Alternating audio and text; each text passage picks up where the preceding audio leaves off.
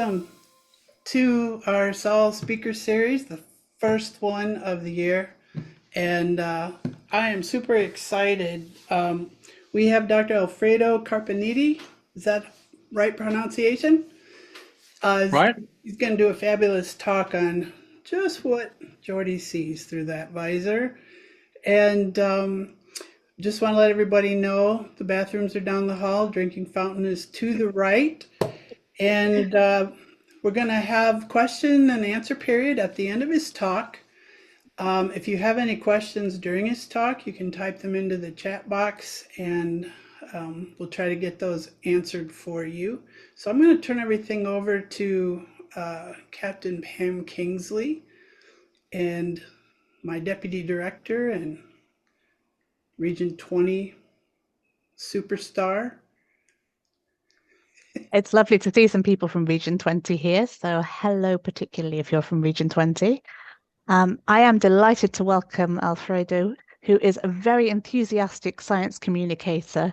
He loves telling people about science, so his talks are always entertaining. I've seen him speak last year, and it was very entertaining. So he is going to be talking about what we can see, what Geordie could see in different wavelengths, and also talking a little bit about his book that he has written, which looks like it's going to be well worth reading, but it's not out yet. Alfredo, I'll hand over to you. Thank you very much, Barb. Thank you very much, Pam. And thank you everyone for coming to my talk. And yes, I will be sharing my screen immediately, and you should now be seeing it, the universe through Jordy's visor. The talk. So before I start in the science, so I'm an astrophysicist. I'm a science journalist. I work for IFL Science. Some of you might have you might have followed on Facebook. Used to be called I Fucking Love Science, and I am their senior science writer and space correspondent. I am a science communicator. I have my own website and podcast called The Astroholic. I founded Pride in STEM, which is the largest UK charity for LGBTQ people in STEM. And as Pam mentioned, I'm writing a book called Invisible Rainbows, all about the astronomy that we do with the light that we cannot see. And that was pretty much the idea behind this talk. I was approached by one of the organizer of Destination Trek about doing something quite hard-hitting on astronomy. We'll see a lot of science, but to make it very tricky. And what I like about Trek is there are a lot of discussion of astronomy, but a lot of the science in Trek is actually very much about different planets and different life forms. So for exobiologists, or as said in Star Trek, the xenobiologists, for planetary scientists, there is so much to talk about.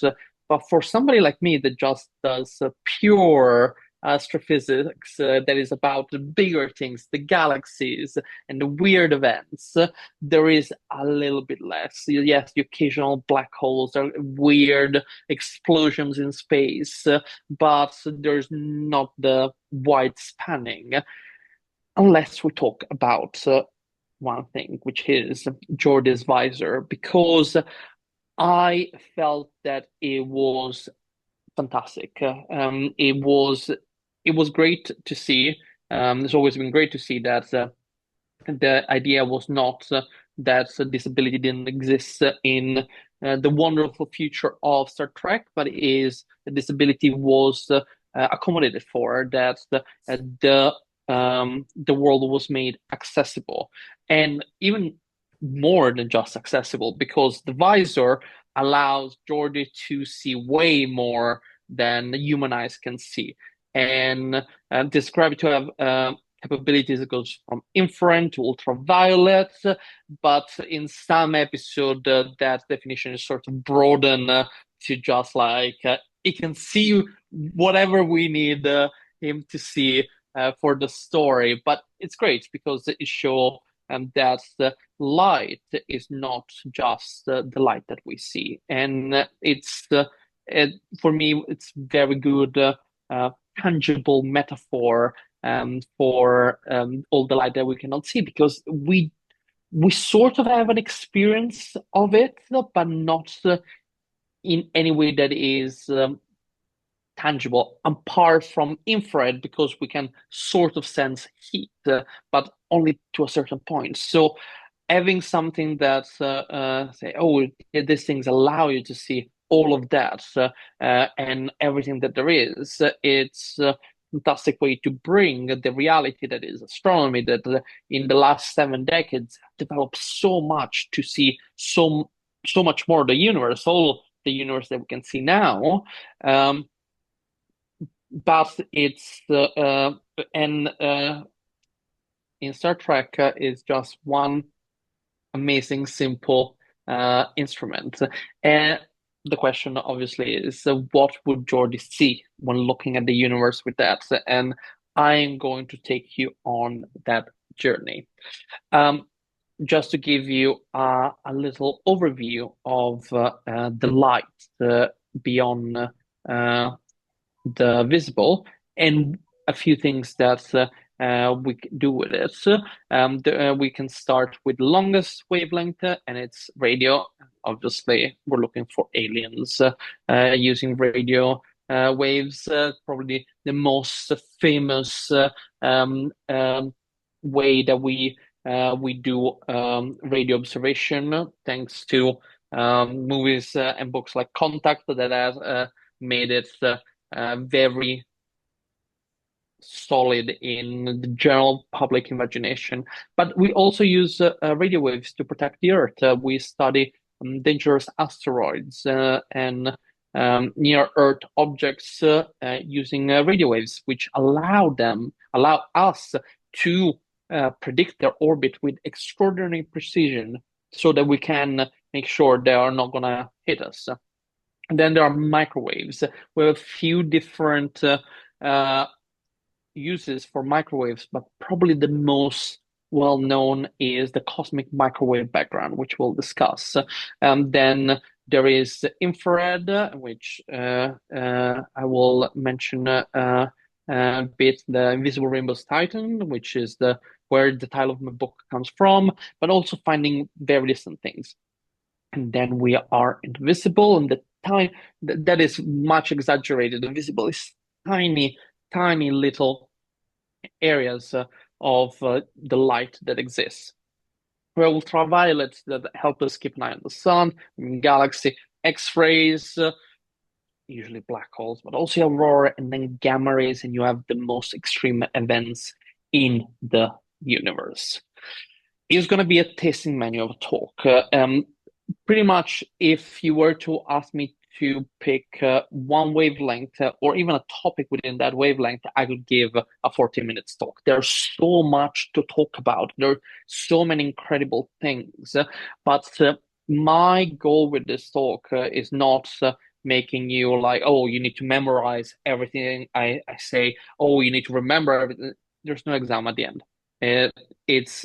I just want you to come out of this talk maybe remembering one fact or two, and just knowing that A, the universe is amazing, B, it's incredible that us little apes have been able to develop technology to see all these incredible things in the universe, and C, there's still so much more for us to find out. So just join in the ride and enjoy the incredible human ingenuity that has unlocked all this invisible universe. So we're going to start with radio waves. So this is what the night sky look in radio waves. So if you had Jordy's visor looking at the night sky in radio waves, this is what you'll be looking at. So mostly what you see, and we'll see throughout the approach in every wavelength, is the plane of the Milky Way, our galaxy. You can see right there, middle, but you also see these big strands and that stretch well beyond. And those are the complex structure that were created a long time ago by the supermassive black hole at the center of the Milky Way. But we'll see this figure of the Milky Way throughout the general look at the sky. My favorite things that we've been able to do with the radio waves is observing as close as possible the supermassive black holes, two supermassive black holes, Sagittarius A star, which is the supermassive black hole at the center of the Milky Way, and M87 star, which is a supermassive black hole that is 1,000 times bigger. So Sagittarius A star is 4.6 million times the mass of our sun. This other M87 is 1,000 is in I think around 6 billion times the mass of our sun. Enormous. It's also much further away, but given the size and how far away it is, they look roughly the same size apparent in the sky.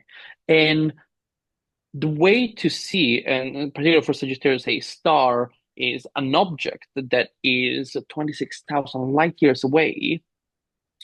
The only way to do that was to connect, synchronize to the millisecond many telescopes all around the world. And as they worked together, they acted like they were a single telescope the size of the planet. And it was so precise that it would be like looking at and seeing a donut on the surface of the moon from the surface of the Earth. It's like, imagine you could see a tiny donut on the surface of the moon. That is the precision that we have achieved with the Event Horizon Telescope and the observation of Sagittarius A star. And it's been a phenomenal testbed for both astrophysics and relativity. And Einstein's general relativity, we know has limitation, but it continues to be proven right, even at the extreme environment of the supermassive black hole at the center of the Milky Way. We can also use radio waves as radar, and this is the highest resolution image of the moon ever taken from Earth. It is a radar image, so radio waves were sent to the moon, and they were reflected back, and each detail, each pixel is less than 5 meters across. It's incredible. What's even more exciting is that you can get slightly under the surface, so it could be useful for the return to the moon of the Artemis mission, because you could find ice deposit directly using radar. It's been useful, as I mentioned, for planetary protection, because you can measure the position of asteroids that get too close to Earth very precisely. And we also used it for doing something really cool, which was turning Venus in a disco ball, but for science. Venus rotates very slowly, around 243 days, to do a single rotation on its axis. So a day on Venus is 243 days, Earth days long. But we didn't know exactly how slow it was rotating. And so we used radio waves and treated Venus like a disco ball. The radio waves hit Venus and it rotated a little bit. And when the radio waves came back, we could work out how much they had been deflected by this tiny rotation. And we got the most precise measurement of Venus rotating thanks to radio waves. And also, radio waves has allowed us to find impossible objects. They found last year, around this time, a galaxy that has no stars. And you might think like, isn't a galaxy supposed to have stars? Isn't that the whole point of a galaxy? I would agree with you. That should be our standard. A galaxy has a star. What they found is a massive cloud of hydrogen, as big as our own galaxy. And there might be stars there, there might be a supermassive black hole there because it's rotating. It's a massive cloud of gas that is rotating. But there is no stars. They use the Hubble telescope. So there might be some few stars, but they use the Hubble telescope and couldn't find any clear sign of stars. And it was found by accident. There are other galaxies that have very few stars, a lot of dark matter, a lot of gas, and this is why they were using radio telescope because they can track the neutral hydrogen. But they accidentally sent the telescope to an empty patch of sky and found something, and so maybe there are probably going to be more. If you can randomly find one, you can probably find a lot more. And we move on to the microwaves. And here we see that the galaxy looks a lot brighter. And why is that? Because now we're looking at a thermal emission. From microwaves to infrared through the visible light, everything we see is something that has some temperature. Radio waves is just some weird processes. A lot of the time is magnetic fields, some weird radiation, some shaking of some molecules. Here is temperature. We already start seeing that there is a lot more. What we're looking at here is very cold gas. But there's also something in the background that we did not see in the radio waves. And that is very important because it's the main use of microwave, actually the main target of microwave astronomy, and it is the cosmic microwave background. This is the crucial piece of evidence that the universe started in an event that we call the Big Bang, but also a crucial piece of evidence that the universe at large scale is all the same. Look, this map is made to look radically dramatic and different. You have this very, very, very hot reds and very, very, very cold blues. But if you consider this a temperature map, the difference between the reddest red and the bluest blue is less than 1/10,000. It's a tiny, tiny difference. Those differences are important because they tell us where galaxies formed.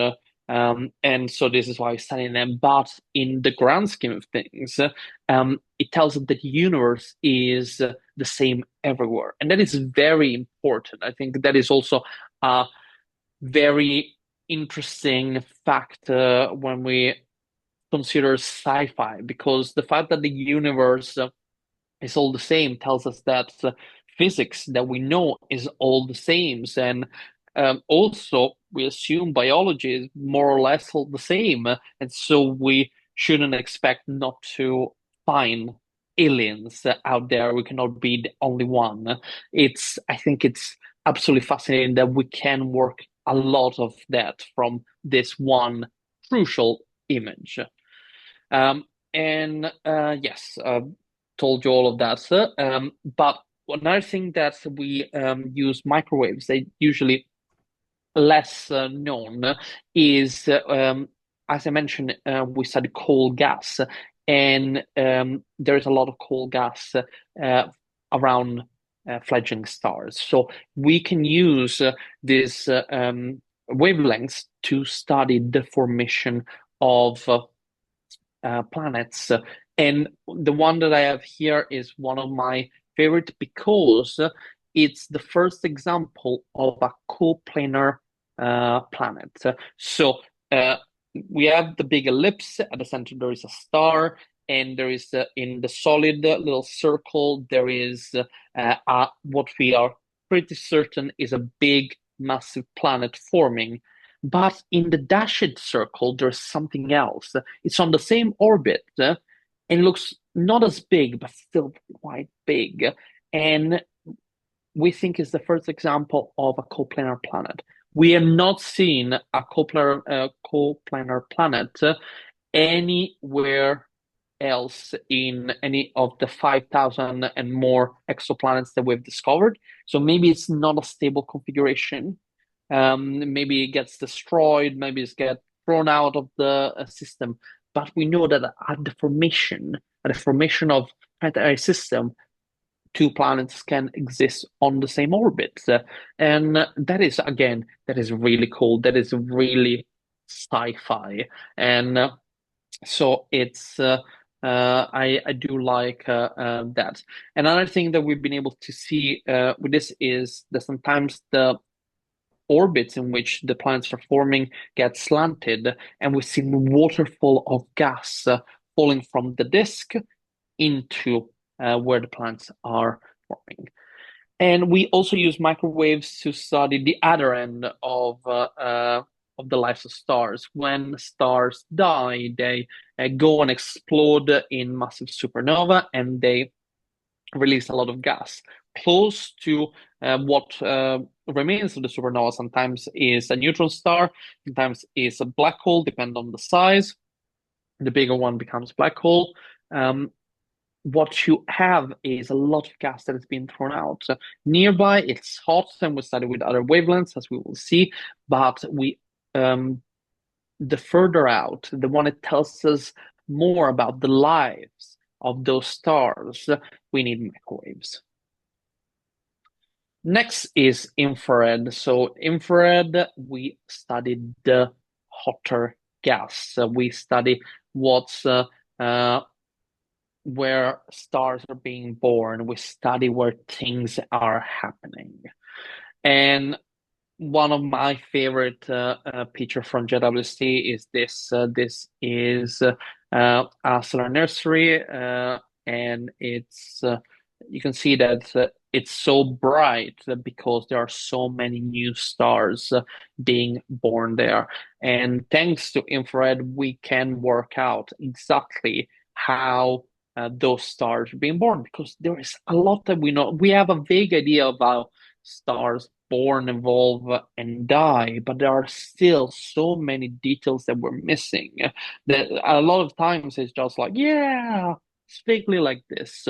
And this is why we need this kind of observation to properly probe those kind of areas that would be impossible to see in visible light. All of those gorgeous oranges would be just too dark for us to see in visible light. Instead, infrared is capable of penetrating and seeing all these little dots around the orange clouds. But we also use infrared to study the most distant galaxy that ever existed. I love this picture. There are tens of thousands of galaxies in that photo. So every single dot that you see there, it's a galaxy with millions of stars. When that picture was published, hundreds of those galaxies had never been seen before. We had Hubble that had done for over 30 years, 35 years in May, amazing things, and yet there are just limitation to the wavelength that we were using Hubble. Now we have infrared, and we can see so many things. Among those hundreds that never seen before, there are some of the most distant known, and we can only do that in infrared because the universe is expanding, and is expanding with an acceleration. And this causes and that things that are further away from us, they actually appear to move away from us faster. And so their light is stretched out. So the light of a galaxy that would appear here in visible light is stretched out into the infrared. And this is why infrared is crucial to study those galaxies, because there is a period of the universe that we have no idea what happened. We don't know how galaxy started. We don't know how supermassive black holes form, what the first stars were like. It's a period that we call the break of the cosmic dark ages, and it's dark ages both because there were not yet stars and galaxy things to illuminate the universe, but also a period that we know very little about. And observatory like JWST they're helping us finding out what it's like. And one of my favorite facts, let me see if the animation works. Yes. So two views of the Perseus cluster. That is the largest galaxy in the Perseus cluster. It sits right at the center of this massive cluster of galaxies. And you see the view from Hubble and the view from Spitzer, which was the predecessor of JWST in infrared. And what are you seeing is this sort of ripple that goes around, and it's the supermassive black hole at the center of this galaxy, at the center of this cluster, is rotating and creates repeated ripples every 9.6 million years. And the pattern is a harmonic, just like a guitar, just like a piano. So it is a musical note, and it is B flat, just 57 octaves below middle C. It is the deepest note in the universe. And I think it's incredible how something that was discovered in musical theory is applicable to one of the most extreme objects that the universe can create. It's absolutely fantastic. There was another supermassive black holes that for a time created a slightly deeper note, but then changed tune and it moved to, I think now the note has changed to 56 octave below middle C. So it wobbled. So this one is our base in the universe. And another thing that I absolutely love is that sometimes we find things that we have no explanation for it. Absolutely no explanation. So in general, as I mentioned, we don't know exactly how stars form, but we have a general idea that stars form in a certain way. So a gas cloud collapses on itself, and you have a star, and you have a planet that forms from the bottom up. You start with pebbles, they merge together, and they build up, and you have a planet. And this is why you have stars that are big, and you have planets that are small. There is a class of stellar object called brown dwarfs that sort of are just a little bit too small for light up like stars, to have nuclear fusion at their center. But we are certain that they form like stars. But as we started to find more and more exoplanets, the separation between the biggest planet and the smallest brown dwarf got very, very narrow. And so we started thinking, oh, maybe there is an overlap. Maybe sometimes the biggest thing that can form as a planet could be as big as the smallest thing that can form as a star. And then we found these things that we have no explanation, because we have found binary objects. So they're in pair, and some of them are smaller than Jupiter. They are smaller than a planet that we think is pretty massive, but still way smaller than a brown dwarf. And we don't know how they could have formed. There are physical theories for how planets or stars form. Don't make sense for them. And they must have formed, they cannot have formed like planets, because they're just two of them, and they're too small together. So it couldn't it's a planet that's been kicked out of their star system. It doesn't work. They are together. But we wouldn't have known they existed without JWST. JWST looking inside the Orion Nebula that you can see wonderfully in this winter sky. assuming that you're all in the northern hemisphere. And yeah, it's no, actually, you should be able to all see it, even if you're not. And yeah, and we cannot have an explanation yet for how they form. They should form like star, but they are so tiny that why would they be so tiny if they form like stars? No idea. Brand new stuff. Astronomy is amazing. Ultraviolet. Okay, this is probably the least celebrated branch of astronomy because it's very difficult to do ultraviolet astronomy because, well, the ozone layer that keep it safe. So it's a good thing that we cannot do ultraviolet astronomy from the ground, but it's not and like there are challenges. The reason why I think it's a bit discounted is ultraviolet is very useful to study the young bright stars and stars in general. We're gonna discuss the sun as well, but there are also other ways to do that with other wavelengths. So it's always get pushed to the side. Like, oh, we can add like Hubble as an ultraviolet filter. Other mission have ultraviolet filters.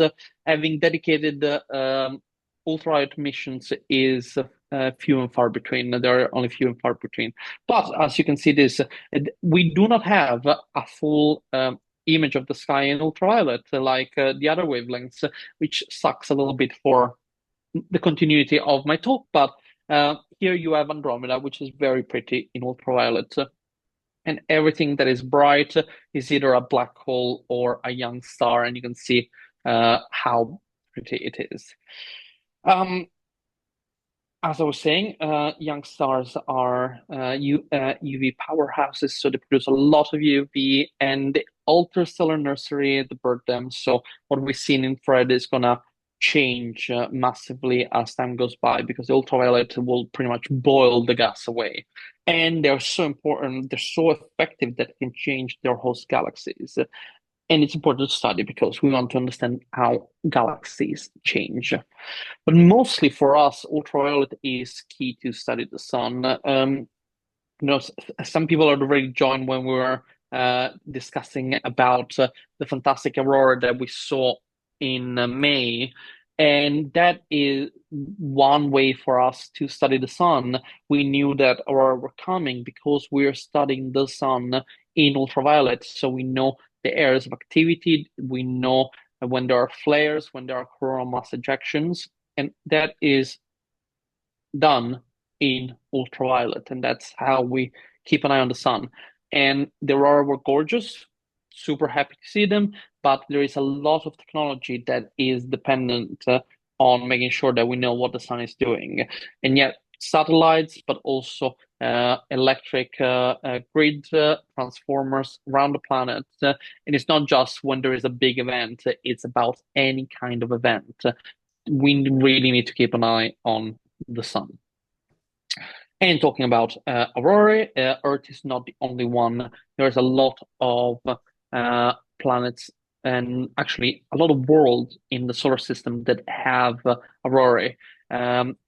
They tend to be created in similar ways. So particles from the sun get slammed into the atmosphere of different worlds, or sometimes we're starting to argue. Some scientists argue that if these particles are slammed on the ground and the ground starts shining and fluoresce, they should also be considered an aurora. That is happening on Mercury, but we've seen aurora around comets. Around the picture there is Mars that has a pretty bright ultraviolet aurora.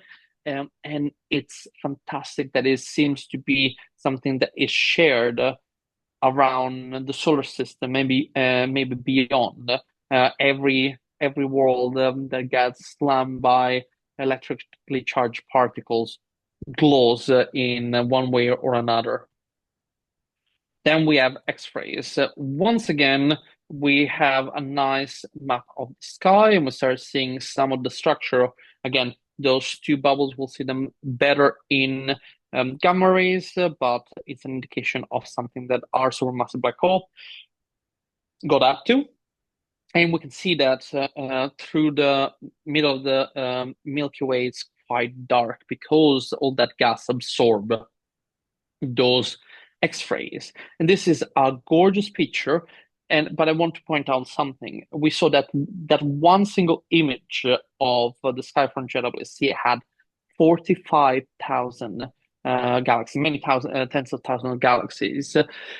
Here, this is the whole sky, and we have about 900,000 objects. The whole sky. This is the limitation because it's so difficult collecting X-ray observation.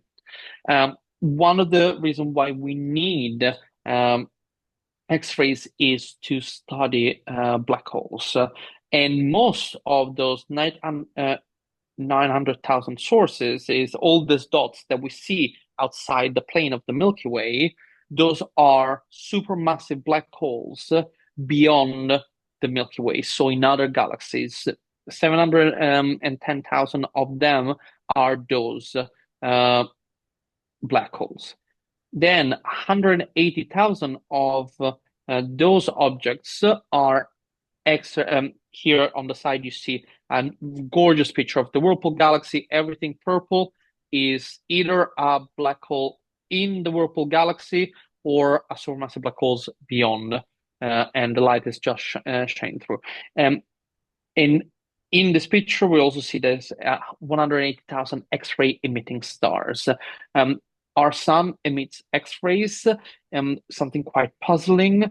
The corona of the sun is actually way, way hotter than its surface. It's in the million of degrees. And it's a big mystery why. Because the surface of the sun is about 6,000 Celsius. That would be 9,000, 9,000, 10,000 Fahrenheit. But the corona, the atmosphere of the sun, is in the million of degrees. And here is a picture that I took last year during the eclipse through Mexico and the US and Canada. And we only see the corona during the eclipse. And that is only the portion that is visible light. There is a massive expansion of this corona that is just so hot that our eyes cannot see. And luckily, that light is absorbed by the atmosphere, because otherwise we would be in trouble. It is just so bright. Thanks to NASA, Parker Solar Probe, and the European Space Agency Solar Orbiter, we think we have a good theory now how it's getting heated so much. So there are going to be long lines of magnetic fields stretching from the sun, and they do something weird, and they reconnect, and they release a lot of energy, and possibly that's how it is heated up. We don't have the final word on this, but the sun and many, many other stars are emit X-rays, and this is most of the other objects. But we're still left with 12,000, and those are caused by neutron stars. I mentioned neutron stars as one of the end product of supernovae, and these stars can have extremely powerful magnetic fields, something that it's outstanding compared to what we are used to here on Earth, but even the one that we can create in the lab, they are minuscule compared to what you can do with these neutron stars. And you can these neutron stars can accelerate the charged particle to such speed that they end up producing X-rays. There's also X-rays from intergalactic gas. As we have seen around the Perseus cluster, there was a lot of gas, and some of that gas will be in the million of degrees because of intergalactic magnetic fields, but also because of those waves of gas thrown out by the supermassive black hole. And I say here, you almost don't get hotter than this. but you can a little bit. We're getting to the finale and the hottest, most powerful things you can get. Oh, sorry, wrong side. Gamma rays. So I was complaining about how little of X-ray sources we see in space. We even know less sources in gamma rays simply because it's so difficult to get something that absorb gamma rays and we can measure them. And we cannot just have a camera that just see gamma rays. It's just so energetic that it passes through everything. And I point out that the fault is not in our stars, but in ourselves. We haven't worked out the technology quite yet to make all these observations. Some of these observations is just like, oh, we've seen 10 photons from a source. We can work out so much, but literally it's just a number of photons. And while it's so difficult to study, it's so important because some events that happen in gamma rays, they can outshine the whole universe. Single events that can be brighter than the whole universe in gamma rays. And these are called gamma ray bursts, which are massive explosions. Some are supernovas, some are collisions. We'll discuss them. And they release an enormous amount of gamma rays. Some of them last less than 2 seconds and are called short gamma ray bursts. And they are created when neutron stars collide, and so there is this release. And I always say that this is the reason for your appetite, because elements such as iodine that regulates the thyroid and so regulates our appetite, but also gold, platinum, and a lot of other heavy elements are produced in these events. They cannot be created in stars. They, even just regular supernova, some of them cannot be created. You need this dramatic event to create this gold and platinum, and so many different elements that are part of everyday life, and some of them are part of our bodies. And so there is this crucial thing that stars die in supernova to make us, because most of the carbon and nitrogen in our and oxygen in our body comes from the death of star in supernova. But also, once they're dead in post supernova as neutron star, a stellar remnant, they need to collide and explode again for us to have things like metabolism, which is incredible. And this one is probably my favorite thing of the last 2 years. We have received the longest, this long gamma ray burst, so things that go from 2 seconds to 10 minutes, and we've received the most powerful ever recorded just 2 years ago. There should be an animation. This is what we can see with the gamma ray telescope. So you just see something that brightens. But from that, we can tell that it happened 2 billion light years away, and it shook our atmosphere. The light of the supernova, 2 billion light years away, traveled the cosmos, arrived at Earth, and it hit our atmosphere. And the atmosphere, just the oxygen and nitrogen in the atmosphere, this light was so powerful that ripped the electron from these, and it just creates electric charge. And this movement of electric charge made the atmosphere of our planet ring for hours. It shook the atmosphere of our planet. We call it both the brightest of them all, and it has an emission that suggests that the supernova was so powerful and dramatic that actually experienced created matter and antimatter that then went and annihilated itself. And it is fantastic that just from a handful of photons and the fact that the atmosphere rung for hours, we can work out what happened to a single star's 2 billion light years away.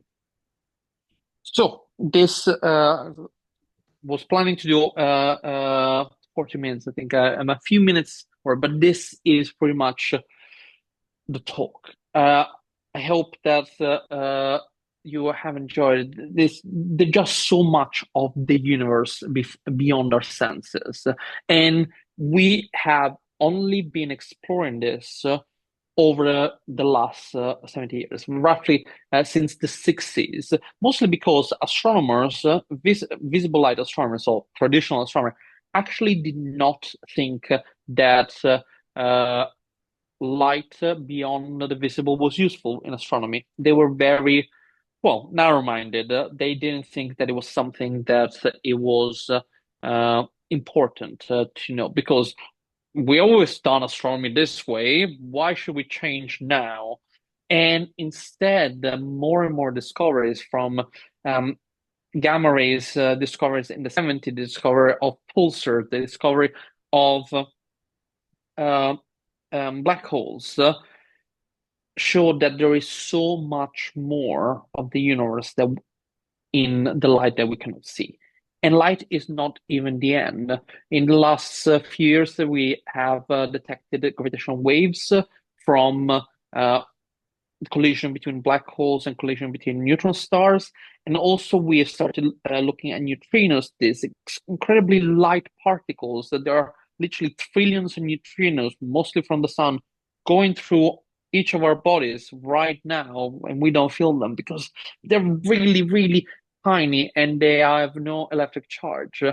But we can measure them with very specific instruments, and we found them from incredible astronomy events. So there's so much more still, even with all the light.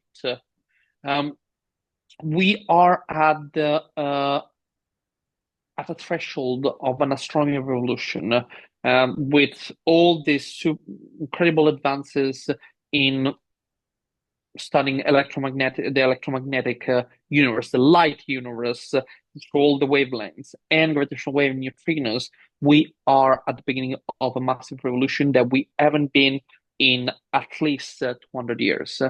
And I hope that you enjoyed this, as I said, tasting menu of a talk about all the amazing astronomy we're doing.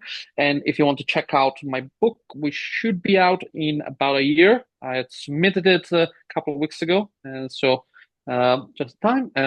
It's you can be found on the QR code or go on Unbound, which is the publisher, and search for Invisible Rainbows. And thank you very much. Thank you so much for that tour. It was really interesting. There are a few questions that have been put in the chat. Yes, I will. Let me. Sorry, I've lost my cursor. Okay, perfect. Yes. Oh. Okay. Brown. Okay, we start. Brown dwarf like Jupiter. Very good question. I will explain it to everyone else that they know. There is this idea, especially it started around I think in the 90s, that Jupiter might have been a failed star, and that Jupiter might have formed like a star, but it was never massive enough. It's think about less than 1% the mass of the sun, so too small to become a star. Since then, over the last 3 decades, people have been revising the brown dwarf level and what how a brown dwarf can form higher up. One threshold was put around 87 times the mass of Jupiter. That should still be a brown dwarf. And then it was moved down to 13 times the mass of Jupiter when we start finding brown dwarf there with smaller. With those jumbos, the question is like, it's a very open question, because we might argue we suspect that Jupiter did not form like a brown dwarf. We suspect that it formed like a planet, so building from the ground up. But we're not sure. Like, I feel that we're gonna get to a point in which the division is very much arbitrary, that for some objects we can be certain, oh, this is a planet, oh, this is a stellar object, a brown dwarf, etc. But there are gonna be some objects that we're very much like, we think it's a planet. Maybe we consider it a planet because it's orbiting its star. And if it's by itself, then it's a brown dwarf. But it's a massive open question. And it's a very exciting time to be in that kind of field because they are really, really puzzled by what are these objects. Um, collision and two black holes and the like. Um, to which part that is referred to? Sorry, Eric. I think that was referring to the gamma ray bursts. Oh, the gamma ray burst. So there is this hope that we would see a gamma ray burst from a collision between two black holes. We haven't seen it yet. So the idea that there was going to be a gamma ray burst from collision between neutron stars had been theoretically established, and so the moment they actually saw it was fantastic because it proved the theory, but also it was slightly weirder than what we expected, which suggested that what we're seeing in gamma ray bursts, it's usually a very precise light beam pointed towards us. So we're missing a lot. This one was weaker than it should have been, so it suggests that we're seeing it from an angle.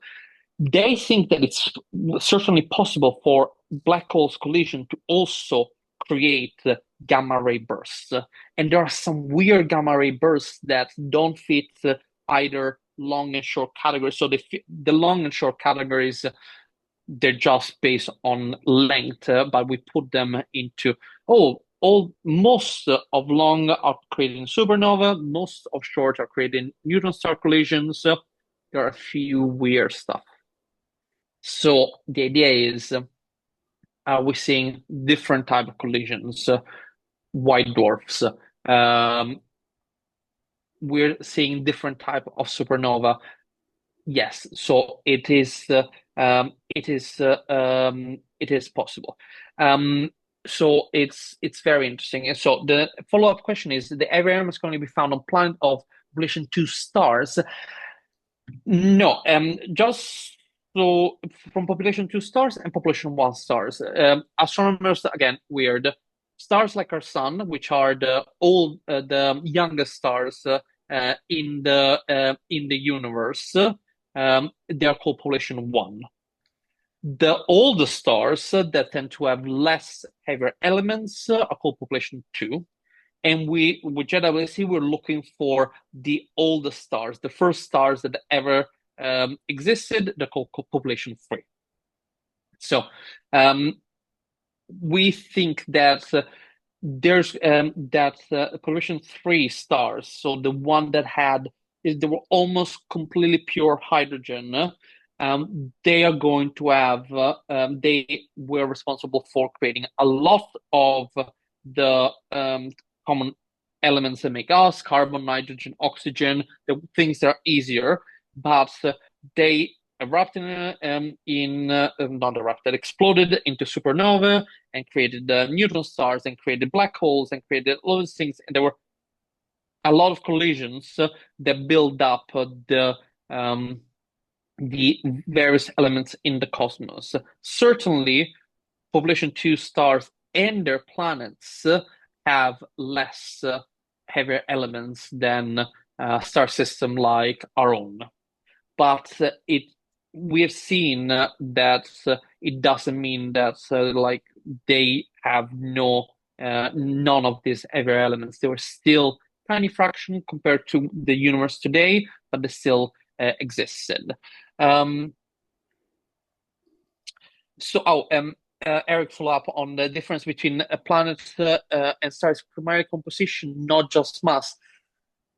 This is one of the argument, is the fact that you have that your stars and your brown dwarf will form primarily of hydrogen, and the other heavy components are just stretched around. The hydrogen is pushed away more easily once the stars start shining, and you are left with the heavier elements that form little pebbles. The pebbles join together. The pebbles grow into planetesimal. The planetesimal collide. They grow into planets, etc.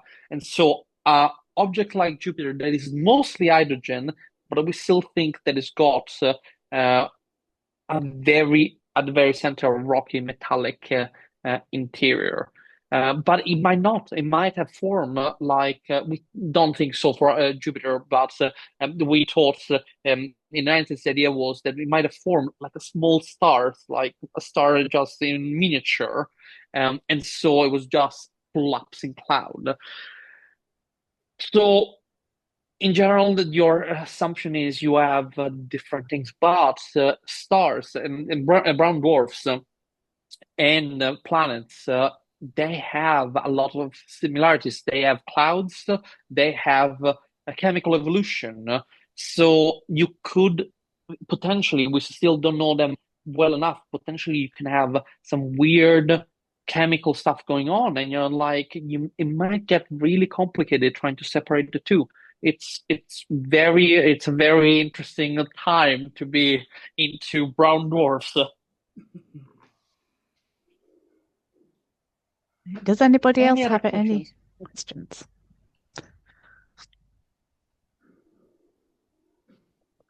I do have another one. Please go. All right, so you showed a picture of the radio sky at the beginning of the talk. How big would Geordie's visor need to be in order to see that?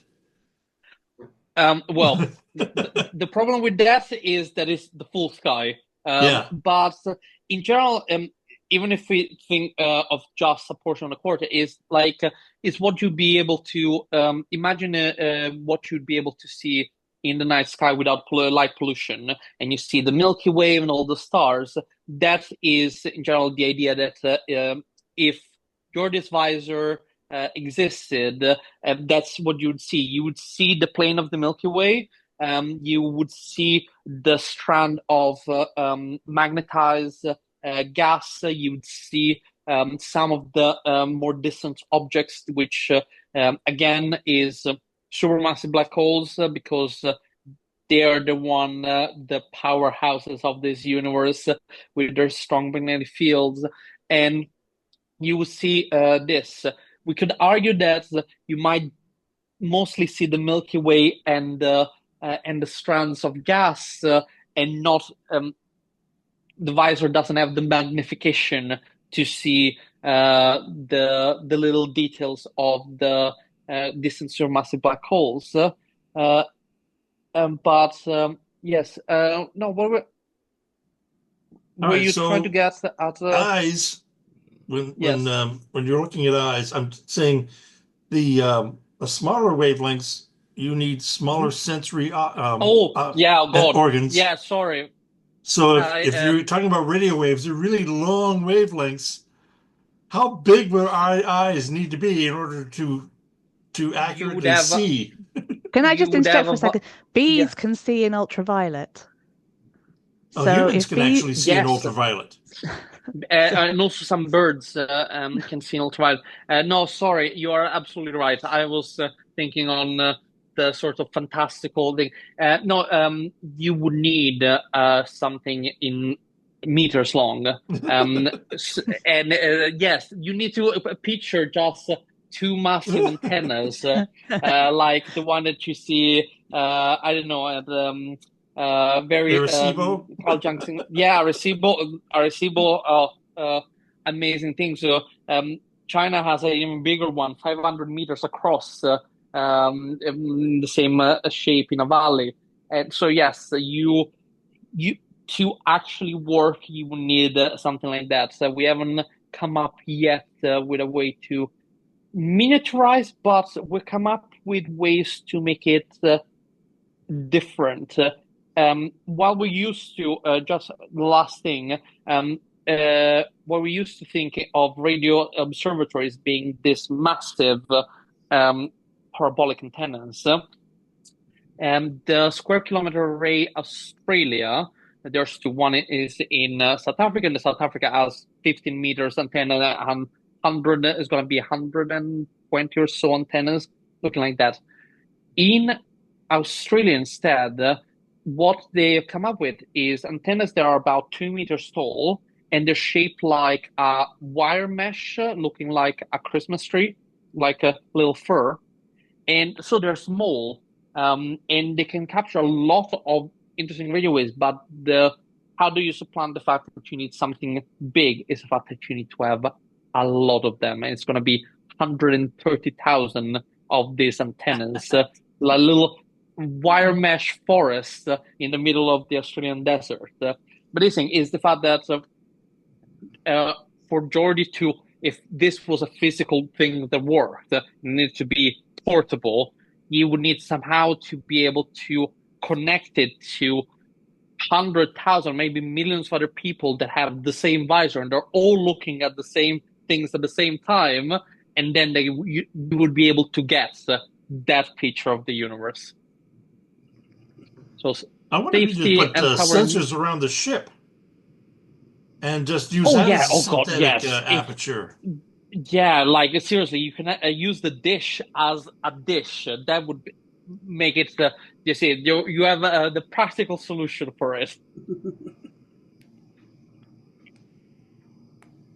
Did we have any more questions?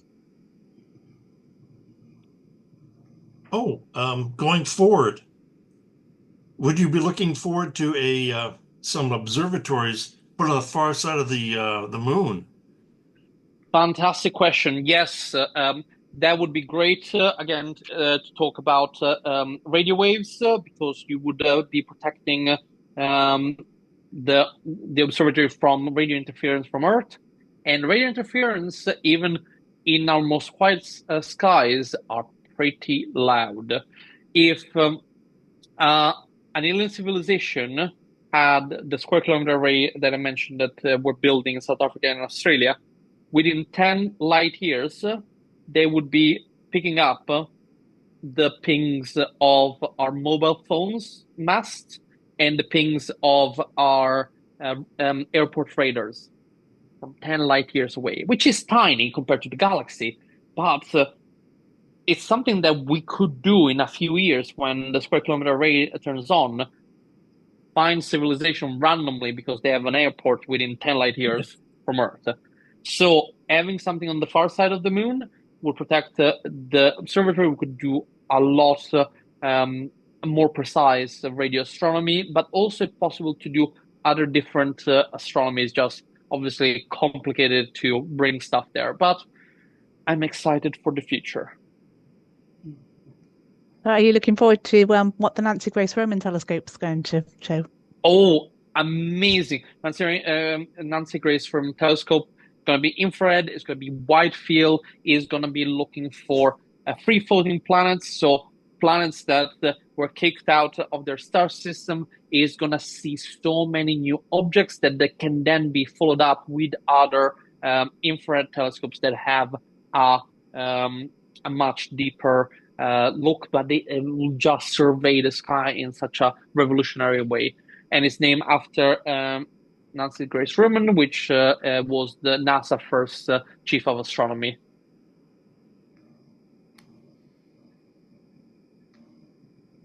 Are all of most black holes associated with galaxies? Supermassive black holes, yes, they're at the center of galaxies.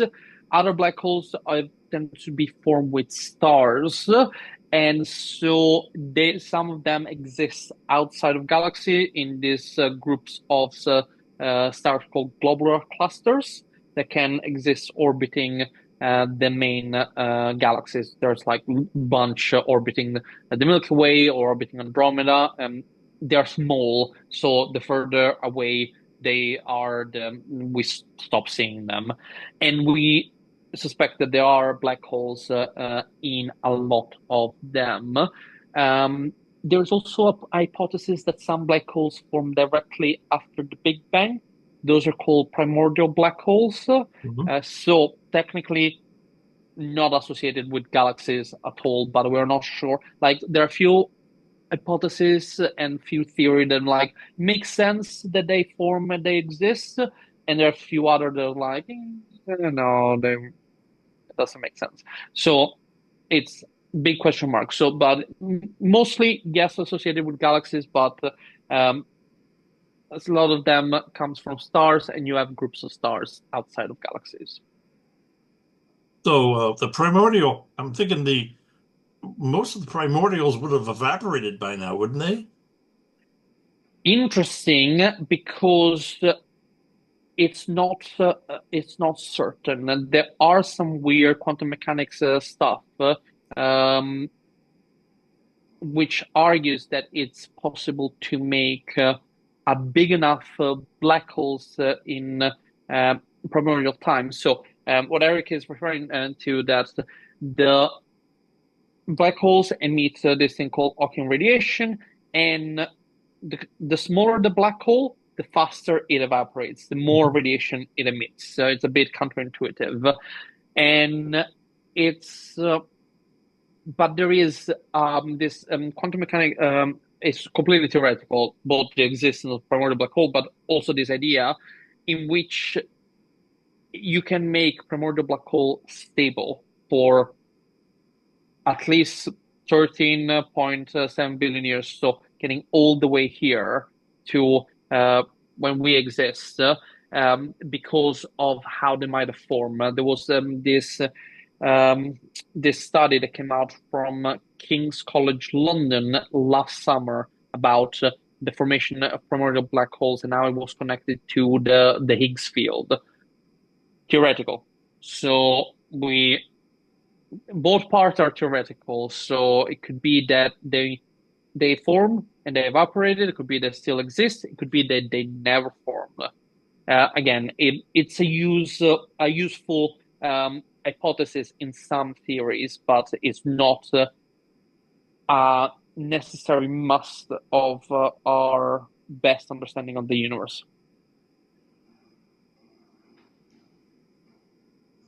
Okay, just one more. Here we go. One for the road. Yeah. Okay, massive clouds of hydrogen and gas. You talk No about the stars. galaxy Oh, which yes. had no stars. Better call them a galaxy or a nebula. When it came out last year, truly, I think this week last year, because it was the American Astronomical Society meeting, which is happening this week. And I was absolutely baffled. Like, I am a galaxy astronomer. Like, I study galaxy collision, as you can see. And it's there was this, and I was like, they're calling it a galaxy. In my head, I'm like, but a galaxy needs to have stars. But their argument is simply by size, is the fact that they have this massive cloud of hydrogen gas, and it's 100,000 light years across, and it is rotating like a galaxy. So they suggest that there must be enough dark matter around to keep it in shape. And so they are calling it galaxy because of that reason. But also, we only found one. If we start finding a whole population, we will have a name for them, and we might discuss like, this doesn't fit what we consider galaxies. Galaxies must have stars or something. But with only one, I think they're not ready. They're calling it a galaxy, but as a good place marker there. They're not going to go too crazy on the discussion of exactly what it is. Do we have any more questions from anybody else? Had some great questions from Eric, but just in case anybody else wants to ask anything. No. Yeah, I think that's it then. So thank you so much, Alfredo. Just a reminder, Thank you. if you would like to look at Alfredo's book, it's Invisible Rainbows. I will drop a link into the Sciences Facebook page so that you can have a look at that if you would like to. Is Thank it you very coming out in much. a year? Yes, I don't have the dates quite yet. I should find out the dates very soon. But I submitted uh, the draft 2 weeks ago, and so they were like, "We'll let you know when you're getting the edits back." At the moment, it's very relaxed because I'm like, "Oh, nothing to do." After a year and a half of working nonstop around my work to do this, nothing to do. Hurry up and wait. Um, Hurry up and wait. yes, yeah. I ordered a copy, so I'm Oh, looking thank you. forward to it. Thank you. Yes. So it should be, they said, most likely early 2026. Excellent. Okay. So am I plugging the next one, Bob? Sure, go right ahead. Okay, so our next talk will be on the 20th of February. It will be at the same time as this one because we're being nice to people on this side of the pond at the moment. And it's going to be Douglas Johnson talking about power generation and warp drive. So he's going to talk about the engines of starships in relation to real-life fusion and antimatter matter physics. And he'll also be talking a little bit about the Alcubierre drive, which, if you read about it, it's a speculative warp drive idea to enable faster than light travel. So if you're at all interested in that sort of thing, then sign up and register by emailing Barb, and that will be on the 20th of February. Alfredo, you're very welcome to join us for that if you'd like to. I will double check the calendar, but I might just do that. Didn't hear any of that. Oh, You'll check the schedule. yeah, I need to check my calendar, but I might just do that. Great. Well, thank you all so much for joining us tonight. It's been really interesting talk, and I hope you've all learned something. I know I did. Definitely. Thank you very much. Bye-bye. Thank you very much. Bye. Thank you.